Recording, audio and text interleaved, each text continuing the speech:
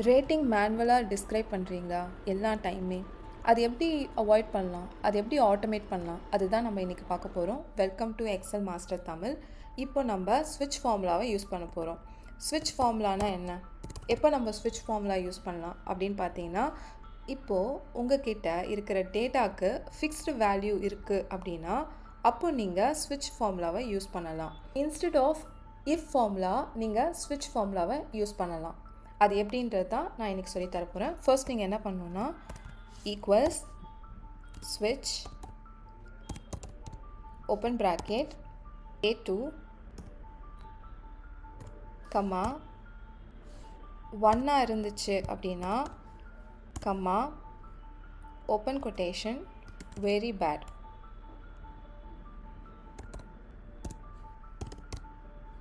Close quotation comma ஒருவேளை 2 இருந்துச்சு அப்படின்னா comma bad close quotation comma ஒருவேளை 3 இருந்துச்சு அப்படின்னா ஆவரேஜ் ஒருவேளை 4 இருந்துச்சுன்னா comma open quotation good comma 5 இருந்துச்சுன்னா excellent close quotation then close bracket click enter.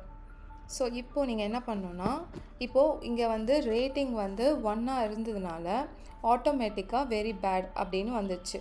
So ஏன்னா நான் இங்கே ஸ்விட்சில் ஆல்ரெடி இருக்கிற டேட்டாவுக்கு நான் வந்து வேல்யூவை ஃபிக்ஸ் பண்ணிட்டேன்.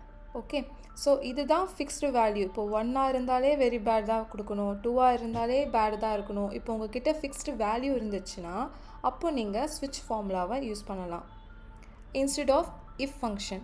ஸோ இஃப் ஃபங்க்ஷன் யூஸ் பண்ணும்போது கண்டிஷன் யூஸ் பண்ணணும், பட் ஸ்விட்ச் யூஸ் பண்ணும்போது உங்கள்கிட்ட ஃபிக்ஸ்டு வேல்யூ இருக்குது அப்படின்னா அப்போ நீங்கள் வந்துட்டு ஸ்விட்ச் ஃபார்முலாவை யூஸ் பண்ணலாம்.